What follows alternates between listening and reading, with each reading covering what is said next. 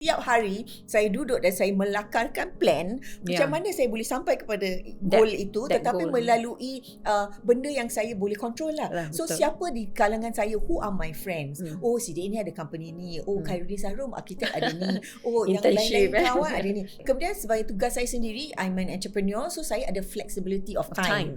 So flexibility of time itu apa yang saya nak lakukan? Adakah saya nak pergi arisan dan TWG every day? Ataupun adakah saya nak gunakan itu untuk melakarkan di manakah tempat-tempat yang boleh saya letakkan Nadim dan bangkitkan rasa dia supaya menjadi lebih terangsang, untuk melakukan perkara-perkara yang within his reach, tetapi memberikan prestasi lah, yang meningkatkan prestasi dan so saya rasa that's the homework for parent lah. They have to be a strategist within the resources that you have. Pencampuran kita, siapa yang kita jumpa. Kalau hari ni kita asyik meeting, pergi board meeting, duduk dengan minister, bla bla bla, tapi kita tengok, oh, anak minister boleh duduk kat situ, maybe anak aku pun boleh tetapi aku bukan minister. Tapi macam mana? So I'm always thinking of all that.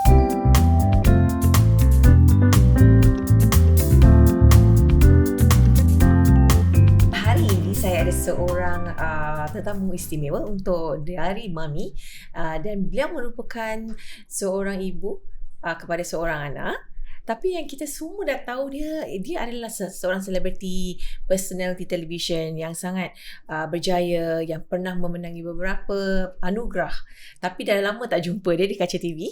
Beliau juga seorang usahawan yang the founder of Mini Monster, dan sehingga kini masih berkarya dui bahasa. Beliau merupakan graduan daripada Universiti Kebangsaan Singapura, dan kini anaknya sebenarnya juga berada di luar negeri atas satu beasiswa yang menunjukkan bahawa beliau telah berjaya mengasuh dan mendidik anaknya insyaAllah hingga ke Menara Gading. Beliau adalah Rilla Melati. Terima kasih kerana datang ke podcast saya. Walaupun anda sibuk Rilla. Boleh ceritakan apa yang Rilla sedang lakukan sekarang? Sekarang ni sebenarnya saya ada beberapa projek lah. Kalau di tempat kerja tu biasalah ya, sebab saya run Mini Monsters. Itu saya punya full time job, kerja sepenuh masa. Jadi itu lebih merupakan kepada pendidikan kanak-kanak, di mana kita ada kelas hujung minggu, academy namanya Mini Monster, namanya Mini Uni Academy di Mini Monsters Headquarters. Kemudian hari-hari biasa guru-guru saya akan keluar mengajar di merata Singapura. Tak kira sama ada sekolah rendah, sekolah menengah ataupun preschool, kindergarten. So kita ada program-program tertentulah yang kita kelolakan. So everyday running the company itu saja dah buat saya busy. Kemudian ditambah pula dengan project management dengan lain-lain company ataupun lain-lain individu di Singapura, ada grant dan sebagainya. Dan sebagai peningkatan diri sendiri juga saya terlibat tahun ini dengan National Centre for Writing UK, di mana saya akan pergi ke London dan mengikuti mentorship. Sebenarnya mentorshipnya dah pun berjalan lah selama 6 bulan, tapi secara Zoom di Singapura. Kemudian culminate di London Book Fair pada bulan Mac ini. So itu yang sekarang ni saya tengah keep busy lah, sebab itu adalah extension kepada tugas saya sebagai children's book author. Sebab translation yang saya sedang ikuti ni, translation ni adalah kemahiran lain. Kalau kita lihat dunia kesusastraan, kita ada penulisan, kita juga ada terjemahan. So terjemahan kita kalau masuk secara terjun aja boleh, tetap boleh, kerana saya rasa rata-rata orang Singapura bilingual kan, kita boleh berdewasa, tetapi kerana kita ingin menerjemahkan karya-karya orang lain, makanya haruslah ada rasa respect terhadap karya orang. Dan kerana itu saya kata saya tak boleh hanya just translate, sebab ini adalah hasil kerja orang lain. Dan kalau saya nak jadi translator, jadilah translator yang betul-betul. So oleh kerana itu saya kata okay, saya cuba nasib. Jadi saya letak proposal dan saya terpilih sebagai participant untuk mengikuti Emerging Translators Mentorship di National Centre for Writing UK. Is this something new? That's mentorship. It was started I think about a couple of years back, tapi oleh kerana COVID dan sebagainya, so the mentorship was localized. So tahun ini barulah saya rasa dibuka, di mana kita boleh pergi sana dan visit. I can't think of a better person but you to go into this, because we have done translation before as a production house, tapi like you say, nak translate kadang-kadang literal translation, kita tak capture the essence of the writing.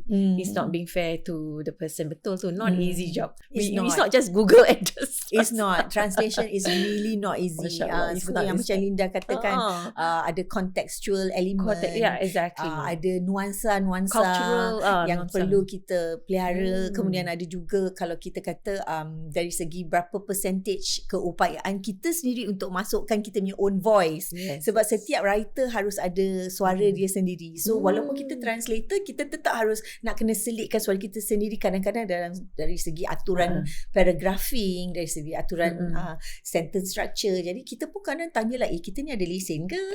Ada lesen ke? Kita nak letak seberapa banyak, what's the right percentage untuk suara kita sendiri masuk. So things like that lah, yang mana saya rasa perlukan struktur yang lebih baik, perlukan ilmu yang lebih baik. Dan kita bila dalam arena di mana kita bertemu dengan so many other translators in the world, it's a global thing, kita dengan sendirinya rasa kekerdilan ilmu dalam diri sendiri, kekerdilan ilmu, makin naik kita nak belajar, the less we know. So macam banyaknya kita punya kekurangan, ketidakupayaan kita dalam aspek-aspek tertentu. So that international community is nice. Sebab mentor yang lain-lain ni datang dari berbagai negara. Mentor saya dari Singapura, Jeremy Tiang. Beliau merupakan seorang penterjemah novel yang he was longlisted for a Booker Prize. So dia datang dari background yang macam itu, yang membuat saya sangat excited. Sebab kalau kita cakap tentang local writers, berapa ramai di luar sana, jangan kata Melayu, even yang bukan Melayu pun berapa ramai di luar sana. You talk about Booker Prize list dan sebagainya. So saya kata wow, opportunity. Kemudian bila saya dah ikuti mentorship ni, mentee yang lain-lain pun datang dengan keahlian sendiri. So ada yang mereka adalah Italian, tapi mereka boleh berbahasa Korean, makanya mereka buat terjemahan Korean to English. So ada macam-macam lah. So kita tengok wah, polyglot lah. Banyak bahasa orang reti. So kita yang bilingual ni rasa okay, kita shoot tahu dua saja. Masya Allah. Jadi nanti bila Rilla ke sana juga akan berjumpa dengan anak Rilla sekarang berada di sana, Nadim. Oleh kerana Nadim di London, saya akan dapat bertemu dengan dia lah. Tapi dia dengan the writing center tu jauh lah. Sebab Nadim is in central London.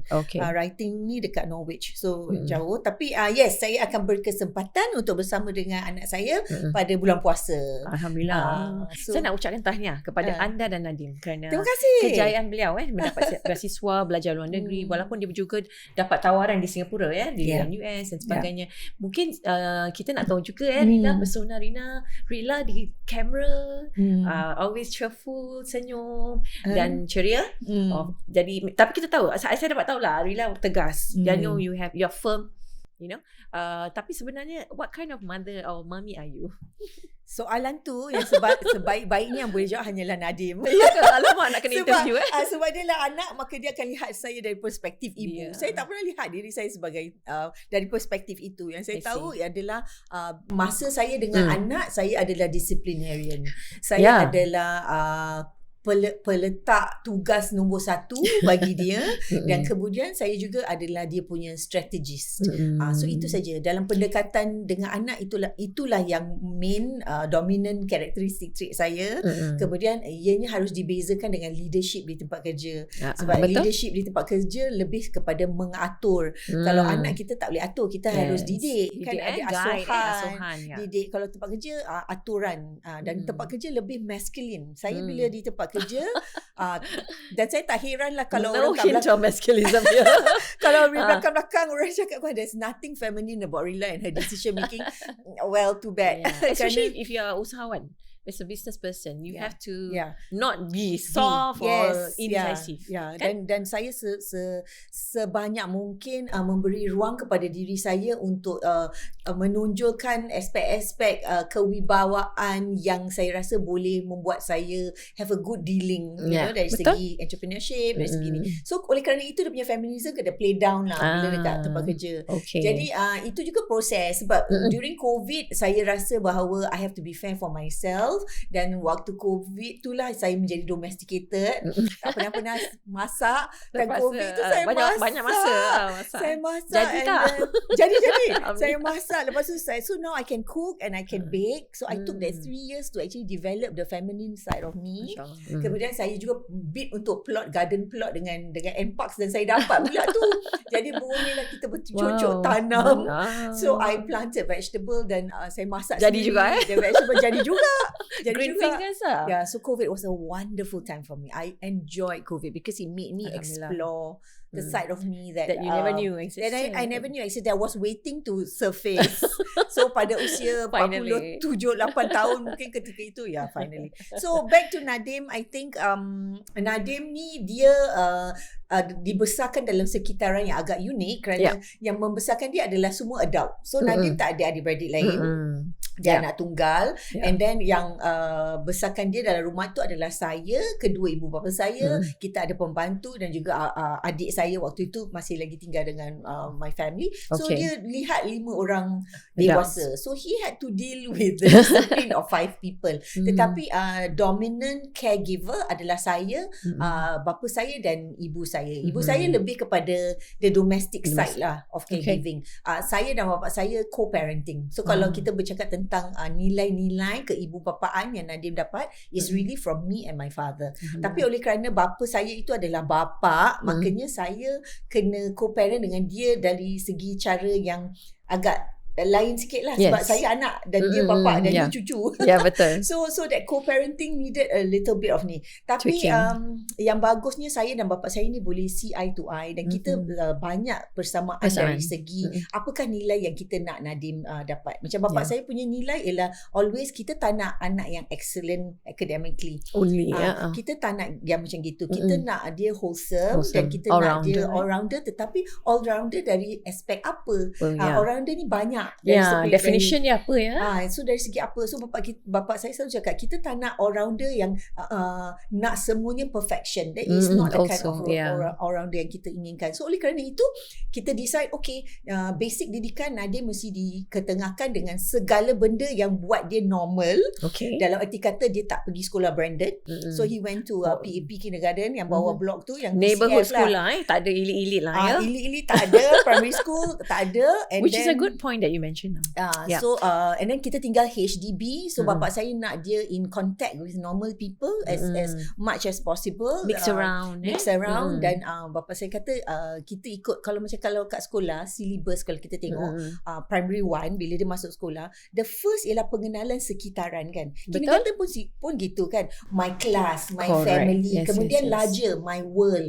So bapa saya kata kau buat syllabus, kau ni cikgu, ada pedagogy. So what is behind that pedagogy? So sebenarnya semua ada proses. So kalau you tengok Swiss roll, from the center of the roll it goes out, so macam gitulah kita didik anak macam gitu. So bapa saya kata bila dia kecil jangan bawa pergi Amerika, jangan bawa pergi Europe, tempat tak perlu dulu tak perlu terlalu jauh. So dekatkan dia dengan apa yang paling dekat. So apa yang paling dekat ialah Malaysia, kemudian ikuti dengan Batam, kemudian lepas tu Indonesia. So yang mana yang dekat, yang neighborhood, yang mana syllabus tu ajalah the nearest to me, and then kemudian baru global, kemudian baru the world. So itulah pendekatan Nadim lah. Kemudian bila itu dah kita establish very firmly from young, and then baru masuk pemilihan secondary school, saya kata dengan bapa saya, kerana dia dapat keputusan yang sangat baik waktu itu, PSLE. Saya bilang quite wasted kalau kita masukkan dia neighborhood juga. Dan saya kata, dan saya sendiri tak pernah masuk good established school, branded dan sebagainya, CHIJ ke apa, saya tak pernah. Saya throughout is just neighborhood Fortune. And look at you now. Fortune and all that. So neighborhood. So saya kata dengan bapa saya, boleh tak kita akhirkan? Boleh tak kita tamatkan di sini kita punya this dominant belief that Yeah. it's not the school that makes a person, but it's actually the family and everything else. Boleh tak kita tamatkan kat sini dengan generasi saya? Saya bilang kerana setiap generasi itu harus memperbaiki generasi seterusnya. Betul. And I feel that whatever I did not get previously, it should actually go to my kid. So saya Especially kalau berdebat. layak kan, Kalau why do layak, we stop, right? So saya berdebat lah dengan dia pasal dia memang tak setuju lah. Bapak saya memang tak setuju benda-benda macam gini. He always feel that the individual makes the cut the difference tau. So saya kata tak boleh jadi ni kalau ikut bapak yang sekali he will just be like me. Saya say no. But I believe you have the veto power. Yeah, so kerana saya ada veto power. I dah buat research ni. Saya ada veto power. Saya diberikan veto power kata akhir dan lepas kita ni bergaduh ke berdiskusi ke apa ke, kata akhir kerana dia adalah anak saya, Michael. Bapak saya cakap, but you have the veto power because you are the biological mother. So saya kata okay, so kalau ikutkan saya kata okay lah, pergilah branded school lah, pergilah SGI. So saya kata SGI. So dia ada pemilihan, dia boleh pergi ACSI, dia boleh pergi SGI, all the other schools except RI. He did not meet the cut for RI. Tapi oleh kerana kita tinggal in the north, to ACSI agak jauh sekali, rentas the MRT. Saya kata alamak macam susah kalau apa-apa saya nak attend to it, jauh sangat. difficult. So saya kata SGI lah sebab ketika itu SGI dekat Bishan. Oh, okay. So dia antara Jalan Pemimpin dengan Thomson, Mediacorp, Caldecott, dan ketika tu saya masih run the company dengan Najib, and Najib was at Balestier. So everything was within within the same road, radius. Thomson Road. Same road. Same road kan, Thomson Road. So saya kata okay lah Nadim, saya rasa ni dah dipilihkan lah. Alhamdulillah. So itu. So saya rasa sekolah dia yang membentuk dia punya personality further from that secondary school, because he enjoyed the time with the boys and he had good support. Dan whether you like it or not, my honest belief ialah apabila kita masukkan mereka ni dalam sekolah-sekolah tertentu, dia tetap dapat kebaikan tertentu. Yes, I believe so. I will not deny that. Yes, and saya rasa the point here that I want to highlight, kalau anak kita layak, jangan takut-takut. InsyaAllah dia boleh. Then dia makin bagus because of the people they mix around with. Of course, like you say, mula-mula biarkan dia mix around with all sorts of people. Tapi bila secondary school, kalau nak buat pemilihan, kalau boleh layak ke sekolah elite, sekolah branded, cubalah.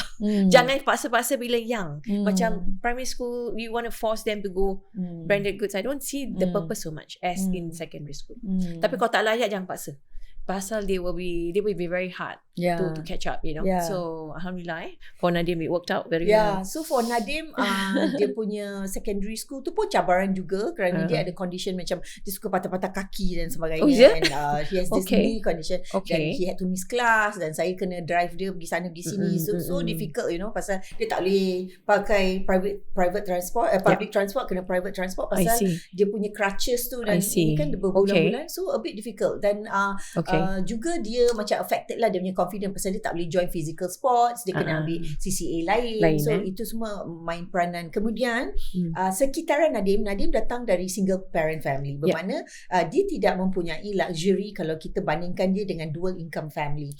Seperti mana yang kita tahu, if you put your child in a elite school in Singapore, he will be exposed to the kind of friends yang datang dengan kemewahan lifestyle tanpa batas.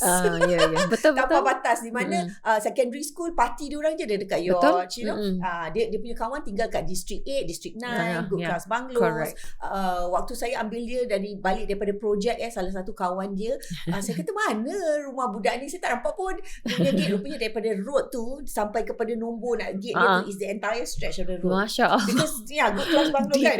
So saya dah sampai tu, sebenarnya tu sebenarnya tu halaman gate, aja itu gate dia, tapi kerana nombor the front of the gate tu selari dengan road tu, maka itulah begitu besar sebesarnya, rumah Masya dia. So saya kata okay, so this is the reality of kawan-kawan yang berada di sekitaran dia. So kita kena aware. Yes. Dan salah satu benda yang bapa saya sangat risau ialah adakah dia akan terpengaruh, adakah dia rasa diri dia tu lesser, because I come from a HDB punya background, datuk saya pencen, mak saya single income, adakah would he see himself differently? So kita memainkan peranan bahawa Nadim, in life, benda-benda yang datang dengan value, all the material value, kita harus datang dengan minda bahawa whatever that you don't get materially, you can always upgrade in other areas that's better than than others. there's others, yeah.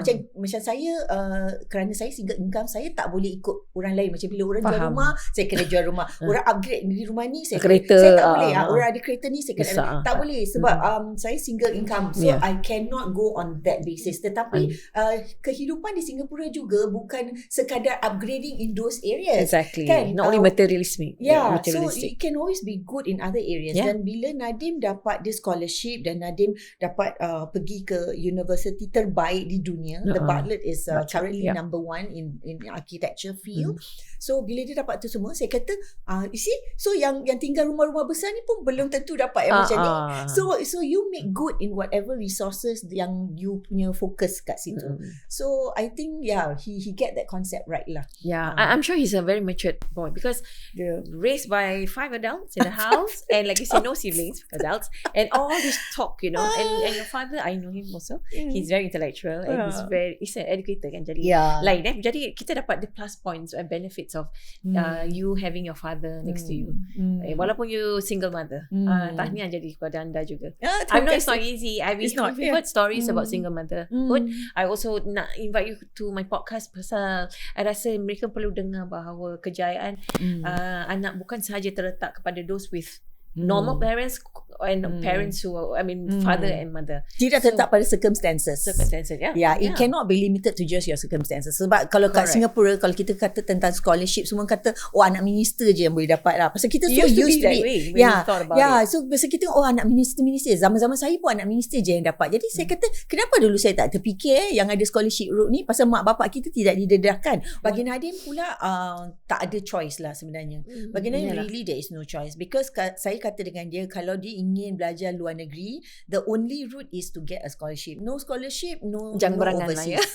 Sebab definitely saya tak akan mampu dalam keadaan saya yang single mother with single income. Kalau saya hantar anak saya dan saya bilang dengan orang, I paid for it myself, tipulah. Saya rasa tipu dah. Orang akan kata, wah, Mini Monsters ni berapa besar Rilla boleh hantar anak dia. So tak logik. Tak logik kalau saya dengan saya punya single income dan saya ada run company and this and that, dan saya boleh hantar anak saya right smack in Central London. Saya rasa tak logik lah. Orang pun boleh tahu. So saya kata dengan Nadim, you have to get a scholarship kalau nak pergi overseas. Tapi kalau nak local, okay, then that's fine. Anytime, then that's fine sebab local tidak sebegitu mahal. Kemudian accommodation memang masih tinggal sini juga dengan ibu bapa, makan pun kat rumah. So all that akan ada costing effect. Dan kalau dia nak pergi overseas, dia mesti tahu kenapa dia nak pergi overseas. Dan dia punya point ialah kerana dia dari IB route. So IB punya saya rasa IB punya system is if they want to go overseas then it's easier kan, because memang IB terarah kepada itu. Dan the planning kita buat dari dia mungkin menengah 3 lah. Kalau dia nak the deal is like this, mesti ada scholarship baru boleh pergi, kalau tidak. So bila Nadim apply at that time, bila dah lepas dapat keputusan tu, waktu dia masuk NS, dia cuma apply 2 tempat saja. Anak saya tak apply, walaupun boleh apply more. We could have gone uni shopping, tetapi oleh kerana dia realise bahawa what's the point kalau dapat banyak yang lain terima yang dia pun tak minat ke apa bukan saya minat, tapi kalau yang lain terima pun, yang dia punya option hanyalah dia cuma boleh lokal ataupun luar negeri. So dia kata pilih satu lokal, satu luar negeri je lah, sudah. Betul juga. So berdasarkan dengan logik itu. So Singapore we applied NUS and then architecture, kemudian luar negeri cuma dia apply Bartlett je satu. Tetapi Bartlett architecture schools in overseas, dia ada berbagai-bagai bidang. So dia ada 3 kursus, 3 ke 4 kursus, dan Nadim apply for all the 4 kursus. And then when the reply came, that was when we started choosing lah mana kursus dia nak within the School of Architecture and Built Environment. So that was exciting because bila NUS datang, NUS terima, dia dapat the place already in NUS, and then Bartlett also beri dia place also. So kita dua-dua kita dapat. Then itu dah lepas ni yang suspense dia lah, pasal bila university dah kasih placement, the next is there a scholarship that he can apply supaya dapat pergi university tanpa perlu mengeluarkan belanja sendiri. Besar, So itu scholarship application was another phase di mana kita go through all the different agencies in Singapore, siapa yang kasih, kemudian PSC dia nak join government. And you'll be surprised how many actually, right? Options. So many. Yang kita jangan putus asa kalau dapat cemerlang, maka many. Dan sekolah Nadim pula adalah antara sekolah yang di mana sebelum diorang exam all these scholarship agency dah datang dah sekolah datang, dia. Jadi Dah saya hit tak hunting payah gitu. saya tak payah pergi Suntec yang city tu apa pergi kita tak ya. perlu pasal mereka I see. datang ke sekolah. So waktu mereka datang sekolah tu yang saya gunakan waktu itu untuk betul-betul tanya soalan, pergi lepas tu baca brochure, tengok apa ada, kemudian bezakan dengan minat dia. Pasal budak dia pun tukar-tukar fikiran tau. Nadim kadang dulu masa secondary nak buat medicine dah, lepas tu okay tak nak medicine lah, nak ni pula apa pula. So you Betul. know there is also the element where they will change Kita their tetap mind. kena dengar and guide. Ya. Tengok dia punya kelebihan. So dia akan berubah. So then in the end okay lah dah dapat ini, kemudian dah dapat keputusan, and then he had to go for so many interviews. After the Bartlett interview, all the scholarship interviews, dan dia kena pergi aptitude test. Nak kena groom juga interview kan. Tapi semua dia buat sendiri lah. Dia buat sendiri bagus Semua dia buat sendiri. Kemudian aptitude test, mereka ada aptitude test. Kemudian ada yang kemudian interview dia bukan satu kali tau. Dia ada 3 stage. So first stage first round personal interview, second round interview dengan the other scholarship applicant, kemudian third round dengan management, dengan dia ada dia punya ini. Wow, not so easy. that was not easy.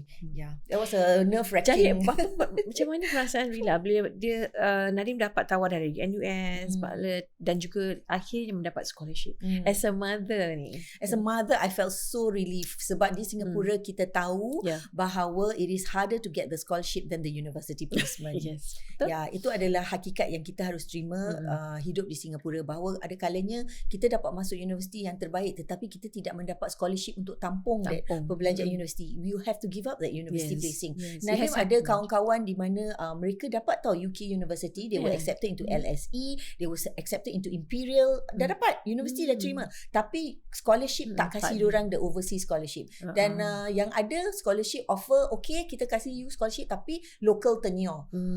So bila dia dapat local tenure, dia kena kasih balik lah yang Imperial dia kena reject lah. So diorang ambil the NUS one, and then the scholarship tampung yang local. So overseas memang macam susah saya nak cakap. Saya cuma boleh kata yang ini adalah usaha, doa ibu bapa, doa orang tua, dan segala macam doa lah saya rasa yang entah apa yang boleh makan tahun-tahun. Yang makan tahun. Dan saya selalu kata dengan Nadim, sometimes when you make a prayer, kita tak tahu bahagian mana doa tu yang Allah akan kabulkan. Whichever part, because in every doa it will not be the same kan. Kita akan doa for different things. So itulah. So dia adalah kombinasi berbagai elemen lah. Jadi tadi Rilla ada cakap that you have to be a strategist, and I cannot I believe so. I cannot agree more. Maybe you boleh terangkan as a parent, macam mana kita boleh strategize untuk pendidikan anak kita. Don't just go with the flow, right? Yes, don't just go with the flow. Itu saya berbalik kepada career kita sendirilah, sebab dalam career saya setiap hari saya bertemu dengan ramai orang. As an entrepreneur, saya belajar macam mana entrepreneur berfikir. Kemudian saya tengok anak mereka juga, entrepreneur di Singapura ni, what makes them different, dan kenapa anak mereka boleh berjaya. Anak mereka pun macam Nadim juga tahu, they get to go to the top 10 universities in UK, tapi mak bapak bayar sendiri pasal diorang kaya. Mereka adalah entrepreneur of that sort, bisnesnya besar di Singapura, dan mereka kebanyakan bukan Melayu. So diorang bayar sendiri. Tetapi walaupun diorang bayar sendiri, anaknya mempunyai caliber. Tetap pandai. You cannot negate. You cannot deny. Berarti walau bapak dia pakai duit sendiri berapa ratus ribu yang sama seperti government scholarship, tapi anak dia akan beri dia keputusan yang baik. Kerana mereka dah memang datang. So mungkin they come from a privileged lot, jadi support system lebih. So okay, good. So saya lihat, okay, macam mana saya boleh dapat that result without that kind of money. Right. So I want that, but I don't come from the same background. I'm not exposed to the same thing, but maybe it's doable. So jadi itu yang membuat let's see what we can do. Let's see what I can do. So itu yang membuat saya menjadi strategi. So, setiap hari saya duduk dan saya melakarkan plan macam mana saya boleh sampai kepada goal itu, tetapi melalui benda yang saya boleh control lah. So siapa di kalangan saya, who are my friends? Si dia ni ada company ni. Khairuddin Sarum arkitek ada ni. Yang lain-lain kawan ada ni. So apa within my that's being very smart, right? So what is it within my scope that I can reach out. Kemudian sebagai tugas saya sendiri, I'm an entrepreneur, so saya ada flexibility of time. So flexibility of time itu apa yang saya nak lakukan. Adakah saya nak pergi arisan dan TWG every day, ataupun adakah saya nak gunakan itu untuk melakarkan di manakah tempat-tempat yang boleh saya letakkan Nadim dan bangkitkan rasa dia supaya menjadi lebih terangsang, untuk melakukan perkara-perkara yang yang within his reach, tetapi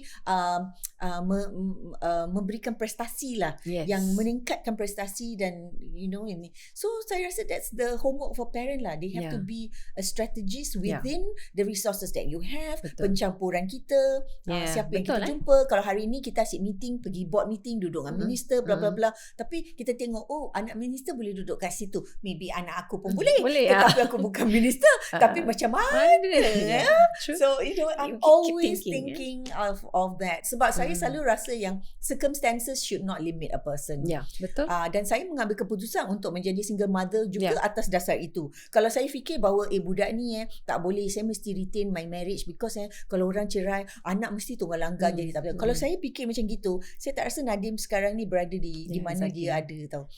He wouldn't be where he is. Dan saya tahu bahawa perubahan harus berlaku apabila yang punya diri berani untuk merubah sesuatu. So awal-awal lagi. Awal-awal lagi. So in my position, that perubahan should be, okay, saya masuk dalam rumah tangga ini, it didn't work out for whatever reason. Dan saya tidak mahu waste time. I wanted to cut my losses. Dan bapa saya ketika itu willing enough to come in and give me that support system. So I said, okay, so let's plan and make a decision. Dan bapa saya selalu kata, the only person yang boleh kasih Nadim itu kehidupan yang lebih baik is only you. It's only you. So kalau you rasa bahawa dengan adanya mak bapa, a unit of family, budak tu akan membesar, that's a wrong thinking. Because kau boleh tukar bapa yang baik apa. My father was saying that, actually, kalau ni tak bagus, then kau tukar bapa yang lagi bagus. Kalau kau nak tukar. Tapi kalau kau tak nak tukar, kau rasa kau boleh cope with whatever it is, you don't have to change the person, you change your life. So I said, okay, so there are many options. This is very important for those single mummies out there who's watching this or hearing this podcast to know that it's not the end of the world. That doesn't mean there's no success for you. Dan saya tak suka orang gunakan itu sebagai threat. I don't like to be put in a situation in which you use the child as a pawn. Kalau kau cerai, budak nanti tunggu langgang. Nanti dia ni kena 1 week kat rumah sana. Don't give me that kind of rubbish. Because saya rasa the more important thing ialah memberikan dia kestabilan. And that stabilan will only be okay if I cut the cancerous cell away. Kan? Tapi yang penting ialah kita sendiri dalam proses ini, kita sendiri nak kena betul lah. Kita tak boleh cut the cancer, lepas tu kita yang jadi the cancerous lah. Kan? Macam Rudy cakap, jangan pula kita dah buat ini, lepas tu kita sibuk cari mata air, kita sibuk nak lelaki baru. So apa kita punya priority? What is it? So kita jangan ambil apa tu problem baru, tapi itu memerlukan kesabaran dan keberanian yang luar biasa. It's really luar biasa. Sebab kerana saya bercerai waktu tu Nadim baby tau. Dia belum boleh tergolek pun tau. Dia masa baru macam his neck was still so soft. So ketika itu I was hit with so many things because saya harus buat keputusan. Saya ada anak, I was a young mother. Saya masih slim, bukan gemuk macam sekarang. I was attractive. There had to still attractive. There were elements that I had to reject. There were elements that would come.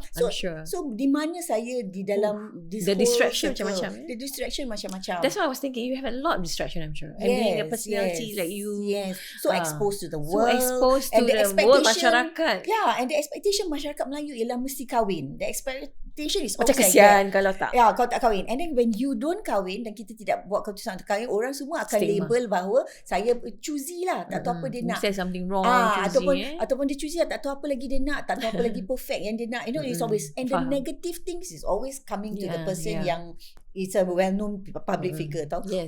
So bila public figure je mesti kena macam gini. So saya kata salah nak cakap aku cerewet ke, aku singa ke, aku apa ke, it doesn't matter. All I think is at the end saya tak nak the same rubbish. I know what marriage was, then I can take my time because saya ada anak, jadi saya relax. Because it's already done. Saya adalah unit.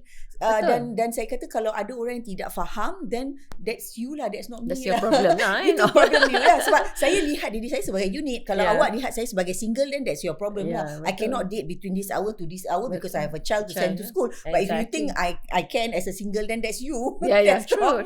If I have to back out on a date because my child baru muntah, then too bad because I'm a unit, correct. So kalau dia tidak datang dengan penerimaan sebagai itu, then cannot lah. Jawapannya so tak boleh. From very early on you already know your focus. Kenapa you pentingkan pendidikan? Sebab saya rasa anak adalah investment and he is my best investment. Dunia akhirat. Ya, dunia akhirat. Dan Ya. saya tak boleh bayangkan, saya namakan dia Nadim. Saya tak boleh bayangkan dia Nadim tapi dia Dul. You know what I mean? Kan? Saya cakap dia ni mak dia jiwa. Namakan anak dia Nadim lah.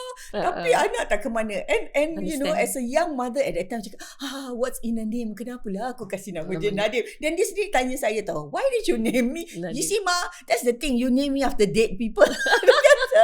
But why did you name him Nadim? Interesting juga. Oh, sebab waktu saya muda, saya berlakon dalam satu teater dan that theater was my first theater production. Okay. Jadi untuk macam bersempena that experience Memories, dan saya mainkan the role of Nadim in that theater punya piece. So I kind of like this character. Dan kemudian saya kata kalau saya ada anak dan anak saya lelaki, I will name him Nadim because no matter where he goes, whichever part of the world, he will always be rooted to Singapore because he is such a legendary character to Singapore. Dan saya kata dengan Nadim, if ever one day you grow up, you will be somebody who will be thinking of solutions for Singapore just like the old Nadim. Millennials ago, Singapura, the people in Singapore dibesarkan dengan that legend where you have this intelligent boy who think of sustainable solution. So that was a sustainable thing, you know, batang pisang and all sustainability kan. So hari ni that concept is all about sustainability. So I said, but you have a new Nadim to think of that. Dia tak adakan Such Tuhan. foresight. Dia tak adakan Tuhan. Dia pun masuk. No pressure. Dia pun masuk the Bartlett Masya Allah. School of Architecture and the Masya built Allah. environment. So I said, okay, Nadim, good luck to you with BCA. Please think of the solution for Singapore in years to come. Yeah, so kadang-kadang, you know, doa orang dan ibu lah. The instinct of a mother. Yes. So, kita boleh cakap bahawa kalau you single mother ke bukan, enjoy that process of parenting.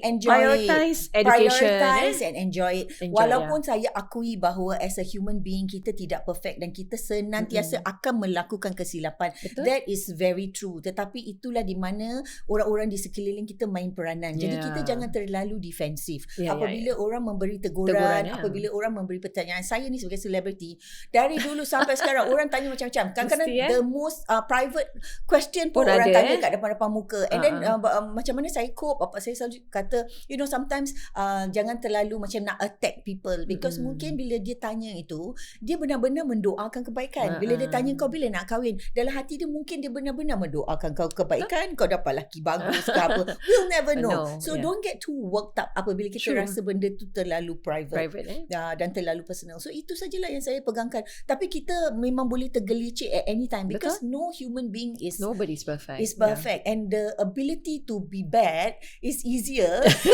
than to be excellent. than to be good. And especially parenting kan. Nak jadi jahat memang senang. Nak jadi baik ni yang susah. Macam-macam step aku kena fikir. Okay, so in Singapore, you look at the education landscape sekarang.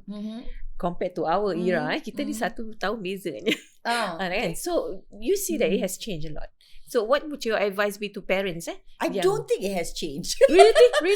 I really don't think it has changed. Okay. I think the approach has changed. The approach, but it has always remained the same, which is the need for excellence. Yeah. You have to be academically excellent. The need for excellence, that will never change. I think no matter how much approach. So the approach to getting see. there Has is many different. routes. Yeah. Okay. And then it is really because kita cuma ada satu resource sajalah. Kita cuma ada human resource. So nak tak nak itulah yang Singapore inginkan. Kena groom lah So dan itu yang kita kena groom dan kita kena tahu betul-betul dengan jelas apa sebenarnya yang Singapore nak. Apa sebenarnya yang akan serve back the economy. Dan bila kita tidak dapat itu, apakah jalan-jalan lain yang boleh mententeramkan hati kita supaya kita tidak jadi rakyat yang rebellious. Kita tidak jadi manusia yang dengki dengan each other. Kita tak jadi orang yang senantiasa nak compete dengan tak pasal-pasal kau ni pasal so competitive dan umum macam gini, you know. So kita tidak akan jadi somebody who is so sour. Because the last thing I want is to grow old and be sour. Oh, that's not a good combination. Menopausing is very enough. So no. How did you groom Nadim? Maybe you can share with us to become an all-rounder. Like excellent in academic but also all-rounded in other areas? Mungkin kerana saya punya flexibility in my work, saya dapat bawa dia ke mana-mana saja. I could bring him to work, dia dapat lihat siapa kawan-kawan saya. I can bawa dia backstage, and then in Mini Monsters dia tahu apa yang saya buat. Saya penulis buku, this is the process. So dia nampak, so he becomes a part of me. I take him everywhere. So mungkin itu yang buat dia lebih more aware dan dia diperkenalkan dengan certain things. But what do you think parents can do lah in this area? Let's say they have to be realistic lah. Parents just have to be realistic. Bila anak sedang bercelaru, it doesn't mean that anak you competitive. Dan you tak boleh kasih macam my kid is very competitive lah. Semua dia nak try. That could be a trap. That could be a trap. To me, I don't see that as being competitive. I see that as your child being very confused, not knowing yet not what he wants to do. So di situ yang mana kita kasih harus guidance, masuk, step in and then give a bit of guidance. So kita yang ibu bapa ni kita kena 120% realistic terhadap kemampuan anak, 120% realistic terhadap kemampuan diri kita juga. Hari ini mungkin kita ada million untuk hantar anak kita ke mana-mana, tetapi adakah kita boleh guarantee anak kita pass the first time? Betul. Saya selalu cakap ni dengan kawan-kawan sebaya yang ada anak-anak yang juga masuk universiti. Are you very confident that your child is a straight A? Can make it always? Can make it all the way. Because the minute dia sangkut, dia fail satu semester, dia kena repeat 2-3 modul, then that would have implication on your finances, on your budgeting. Kalau you budget dia graduate dalam 3 tahun, dia tak graduate dalam 3 tahun, dia graduate dalam 4 tahun, dalam 5 tahun, that would also so kita sebagai ibu bapa kena realistic lah. Okay, what kind of a mommy do you think you are? Like, are you the fierce, pushy type or relax? I'm not the pushy type, but I'm the very Tiger mom, dragon mom type. I'm the very disciplined type. It's like, okay, Nadim, you know this hour is you're supposed to do this, right? You're supposed to revise, you're supposed to whatever. Itu je lah. Saya gitu and it lah. works, right? I think tapi consistent lah. Consistent, I think kids, they thrive on discipline and that's consistency. Consistency dan the environment that you create for them. Kalau the environment yang you letakkan dia bising, noisy, rumah tu terlalu banyak movement, then saya rasa tak boleh lah. Okay. Apakah doa you as a mummy? Of course, setiap hari doa yang baik-baik sebab dia jauh di mata. Saya hari ini meletakkan nasib 100% di tangan Allah sahaja sebab mata saya tak dapat sampai ke sana walaupun dengan Zoom dengan apa tidak ada. So kita meletakkan 100%, 1000 harapan dan enough faith ialah dengan Allah lah. So yang doa saya setiap hari ialah supaya dia ni dipelihara, dilindungi, kemudian dijauhkan dari anasir-anasir barat yang hari ini sangat-sangat kuat pengaruh ya, sangat-sangat membimbangkan anasir-anasir seperti ini. Sebab seperti saya selalu kata dengan Nadim, you are the investment of a lot of good work. Dan sayang kalau kita ni dah jaga anak kita betul. Tapi bila kita keluarkan lepaskan dia ke dunia lain, kita lepaskan, yang jadikan dia tak betul adalah sekitaran dia. Saya cakap itu akan mengakibatkan ibu bapa yang sangat malang, saya bilang. Jadi janganlah make me a malang mother. Masya-Allah. Janganlah jadikan saya ibu yang malang. Jadi setiap kelakuan itu please have that at the back of your mind, bahawa setiap perkara akan ada implikasi. And I will hold you accountable. I am the kind of mother who will hold you accountable. Sebab saya dikecewakan oleh ibu yang tidak mahu accountable di atas perbuatan anak dia. Sebab itu saya kata, okay, if I'm going to be a mother, then I will not be that kind of mother. I will have to be better. So itulah the only thing that you have untuk menjadi lebih baik. Jadi kita tidak dendam dan kita tak bring brought down. You just use the energy dan salurkan kepada benda yang you boleh move forward. Jadi bila Nadim pergi overseas ni, you ada emotional tak? Very. Tak lepaskan dia. Ceritakan pasal I pun anak I macam dah slowly leaving the nest, slowly kan. Jadi yours is literally away empty from nester you. Lah. Empty nester. Saya complete empty nester. Macam mana dengan kita punya umur sekarang, 20-an how do you cope with it? Are you coping with it? Ya, sedih. Tapi sangat sedih. Saya mengambil beberapa bulan untuk adjust emotionally. The emptiness you rasa. And then saya rasa macam saya ni dah run a long marathon and then suddenly boleh rest. itu pun Masya macam Allah. keadaan yang agak funny. You wake up not knowing apa Like suddenly ni. pula. Suddenly. So saya rasa dalam 3 bulan tu saya punya sleeping pattern, eating pattern pun terganggu juga. Emotion, yes. Emotion Kan, saya I'm rasa sure. sangat-sangat sedih. Sangat sedih. Dan setiap kali nak makan something saya teringat dia. Setiap kali saya buat Tengok something something. asyik-asyik ingat. So macam that was very bad. That was I think the first 3 to 6 months was adjusting. Dan lepas tu okay lah. Saya ada ramai kawan-kawan yang senantiasa ajak saya keluar, menghiburkan hati dan sebagainya. So that for you it will not be bad at all. Not as bad. Yeah, it will not be I as already bad. feel like, a little bit. It will not be But, as bad because you have a complete unit. Yeah. Dan dia pun True. ada siblings kan. You have 3 children. Dia ada siblings. So I guess it's so. not so bad for you. Yeah. So Inshallah, if I can do it, you can do Yeah, it I'm better. sure. How about Nadim? How does he feel being away from you? Saya It's the rasa- first time, right? Yes, so far saya rasa away. dia miss the family very badly. Yeah. Yes. Especially during Christmas because Christmas holiday kawan-kawan time. dia semua balik kampung kan. Semua mak sunyi saleh kat situ, semua Ah, baru ya. balik luar negeri. So dia seorang lah. Dia seorang 3 minggu dan 3 minggu saya rasa macam terlalu singkat untuk dia balik Singapore. Yalah. So but that was the first year when he wanted to enjoy snow. So after he enjoyed snow, I think he figured that it was too cold. So tahun ni dia kata dia nak balik. Nak balik December dia kata semua orang balik kampung and I don't Boring. think this year is gonna snow, so dia nak balik. Nak balik. So when you be meeting him soon, mudah-mudahan dapat beraya juga. Tak. Saya Tak akan sampai, balik sebelum lah. raya. So what you gonna do with him when you're there? Belum plan tau kita punya itinerary sebab dia sekolah. Bila saya pergi sana betul, dia ya. sekolah dan sebab itu saya nak balik sebelum raya because dia punya exam I think selepas raya. So kalau saya kat sana pun saya sibuk nanti dia Yalah, nak belajar nak ke apa fokus, kan. So I will come back but I think the whole of Ramadan I will be there. So that's a nice experience tapi belum plan. So nanti bila pergi sana baru tengok apa dia punya schedule, punya timetable. Okay, nanti baru saya akan plan. Okay, Rilla, tadi kan kita cakap we are not perfect. Even as parents, sometimes we may not necessarily know what we're doing, especially with one child, first child.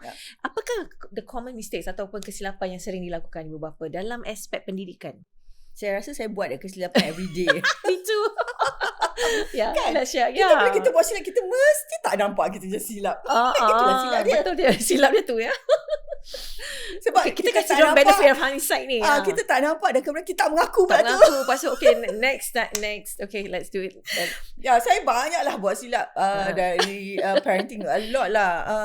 Salah satu kesilapan saya ialah selalu saya expect things to run at autopilot mode. Bila saya dah letak the system, saya expect it can go. So itu mistake lah. Sebab bukan semua orang boleh live up to that. So bila dah tua-tua ni baru macam tak menjadi geram kan. Kenapa kau orang tak autopilot ni? So itu and then of course kesilapan dengan meletakkan kepercayaan. Kita kadang-kadang kita rasa kita boleh letakkan 101% on the person but actually tak boleh. So itulah the mistake of parenting lah. Parenting akan buat macam ni. Tapi ada juga mistake yang kita boleh avoid. Macam saya selalu tekankan pada diri no matter what happens, saya tak boleh gaduh dengan any cikgu-cikgu Nadim di sekolah. Dari dia kindergarten sampailah dia habis tertiary ni. Saya tak nak. Sebab bagi saya itu adalah diorang punya territory. Itu adalah zone dia.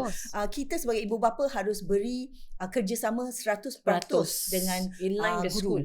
Tapi dulu kan kita tak pernah gaduh apa? Walaupun guru salah, kadang-kadang guru memang salah juga. Macam dia also juga, person kan. Walaupun dia salah. Tapi saya bukan jenis macam pergi hantam gaduh, serang buat komplain ke apa. I as much as I can, I will completely avoid that. Kecuali kalau Nadim sakit, then I will ask why, kenapa pada ketika masa ini ada ke anybody attending to my child kerana dia sakit dan dia kena jatuh ke apa-apa. Itu kerana sakit. Tapi kalau anything else, kerana disiplin, kerana apa, tolong, kerana gaduh dengan kawan-kawan ke apa, dari usik dia ke apa. No, I will never get teachers involved. Sebab satu ialah bila di kawasan sekolah dan anak bukan di depan mata kita, itu bukan lagi kita punya boundary tau. Dan kita harus ada kepercayaan. There has to be hormat juga, respect dan and there has to be the support for the teacher doing the job also. So I mean you're also a teacher in a sense. In a sense. Dan setiap kali saya pergi sekolah, bila saya tengok mak bapak yang datang sekolah pekik-pekik, dan saya selalu cakap I don't want to be that kind. Saya tak nak jadi ibu bapa yang pekik-pekik ni. So no matter what, please, I have to, So itulah, so mungkin kesilapan yang ibu bapa buat ialah dengan tidak memberi sokongan kepada manusia yang sepatutnya memberi sokong. Jangan cepat blame, jangan cepat self blame. Oh ni sekolah dia ni aja. Oh ni kawan dia dekat sekolah. Kenapa? You have to really see why. Kita tak boleh go on an attacking mode all the time lah. Itu sajalah. Yeah, actually the school pun has the best interest of the child. Yes. Together we need to be in line lah. Diorang pun ada KPI, diorang juga diawasi sebagaimana kita 40 anak murid satu kelas. Satu kelas. Jadi sebagaimana kita ada bos untuk kita jawab, mereka juga ada. So datanglah dengan that kindness lah a little bit. Yeah, that's what I feel. How about parenting in the terms of education? Any tips or mistakes kita pernah buat juga, macam paksa anak tu ambil kursus ini? Saya pernah masukkan dia tuition yang dia tak perlu. Jadi hingga hari ini maths tuition. So hingga hari ini dia bangkit tu. Dia bangkit tu banyak kali dia bangkit sebab dia geram dengan saya kerana dia cakap I really didn't need that, and I told you I didn't need that, but you keep saying that was a really waste of time and your money. So dah hingga hari ini dia akan bangkit tu. So itulah, that was the biggest mistake. Sebab kita kiasu lah. Sebab saya kiasu. Sebab waktu itu primary 6 dan Nadim ni dia tak pernah ada tuition tau. Primary school dia tak pernah ada tuition up to primary 6. Dan sekitaran saya lihat semua budak ada tuition. At least 2 subjects, 3 subjects, all subjects. Jadi stres lah you. Semua orang ada. Jadi kita yang tak perlukan ni merasa bahawa kita yang tak normal. Harus perlu juga. Harus perlu juga. That was the mistake I made. I know. Dan saya takut ketika itu kerana adakah saya tidak memberi effort. Like underperform ke effort. Kerana semua mak taruh anak tuition and what is I'm at fault because I never put in anything. Jadi kerana saya pressure daripada society. Saya hanya melihat dari sudut pandang itu. Sedangkan dari segi keperluan dia tidak memerlukannya. That was the mistake I made.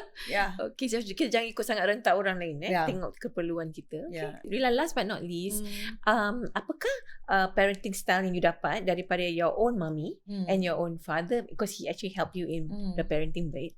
Because I ask all my guests, apakah parenting skills daripada their own mommy that they adapt and use for their own children? Okay, I think mak saya adalah suri rumah sepenuh masa and my father was a teacher. Jadi apa yang saya dapat ialah dalam mendidik anak, kita tetap harus ada one dominant anchor figure yang ada di rumah. And then kemudian bapa harus come in as a very strong supporting role dari segi menyenangkan tugas semua orang yang ada di dalam keluarga itulah. So itu dua. So kerana saya both mother and father in one body, I had to create that structure for myself. Kerana itu saya mengambil keputusan untuk menjadi entrepreneur. Jadi separuh masa saya ada di rumah. I can be that sit down at home mother figure, not absent. Not absent. Very kemudian, important. Dan setengah lagi itu saya keluar bekerja sebagai a father, right? Who has to go out and look for jobs. So itu yang saya dapat daripada kedua ibu bapa saya adalah itu. So dia tak boleh macam dua-dua kerja dan dua-dua build career, dua-dua show sendiri nak success. You're right. Something has to sacrifice. Something has to. And so now you can see whatever you sacrifice dah menjadi. How about your parents? How do they feel about Nadim? They're very fine. Diorang sekarang sedang honeymoon second third phase, saya rasa. And they're so healthy still. Alhamdulillah. So they are fine. Diorang macam second lease of life. Bila Nadim pergi London, diorang pun pindah rumah. Lega juga diorang pindah rumah. They bought a new house. So diorang decorate rumah baru dia. They are happy together dua. Dan saya go into other things, other interests. You know, you have more time. I have more time. So kalau nak ditanya sebenarnya hari ini, I'm done. I'm completely done. You know, I mean everything is done. Even Mini Monster sebagai anak juga dah mature 15 years dan hari ini dia completely autopilot. Sebab itu saya boleh ada sini pada pagi ini. Alhamdulillah. It's completely autopilot. So company is done, anak done, everything lah. So kalau nak kahwin lagi pun boleh lah juga. Kira inilah masanya. Cuma belum ada calon, tak apa ada standard mesti maintain kan, Rilla. Awak ada podcast yang cari jodoh tu ada kan? Itu lain channel boleh. But I must say that Nadim's success and your success very much hinges on your parents. As you have such a strong unit. I'm so happy for you actually. And I'm very thankful to my parents because bukan semua ibu bapa boleh buat macam ini. Betul. Macam gitu. Yang mana bila saya ketika saya down, mereka berkorban segalanya just to berhenti with me again. Everything shut off. Dan bapa saya completely dedicated to raising Nadim. Dia bukan jenis orang tua yang dah tu nak pergi main golf apa. Bukan salah. bukan salah. It's okay good also. Boleh, Diorang ada boleh, time. Tetapi dia punya interest tidak ke situ. Kerana saya rasa dia guru. Jadi dia punya interest ialah dengan mendidik. Mendidik family man, mendidik. Family man, mendidik, and a whole complete person yang a very giving person tau. Dia punya konsep of apa itu lelaki pemimpin dalam rumah tangga extends to 3 generasi. Kan? So saya rasa itu yang buat dia lain dan itu yang menjadi hari ini saya kata bapa saya spoil market lah. And your source of strength as well. Dia spoil market lah because nak cari macam itu dah tak ada lah. Tak ada. Tapi you have a high benchmark. So dia meletakkan itu dan dia tunjuk bahawa ini kalau nak jadi ketua keluarga macam gini, a provider through and through. Tetapi oleh kerana I have to be a provider, I sendiri tak boleh nonsense lah. Sebab itu bapa saya tak rencam dan dia tidak branded dan tidak apa. Dia kata kalau everything is to himself, then what is the portion that goes to you? So itu yang dia very focus. Dia sacrifice. Dia banyak sacrifice dari segi berbagai-bagai bentuk. Dan saya juga lihat macam mana dia treat his own mother.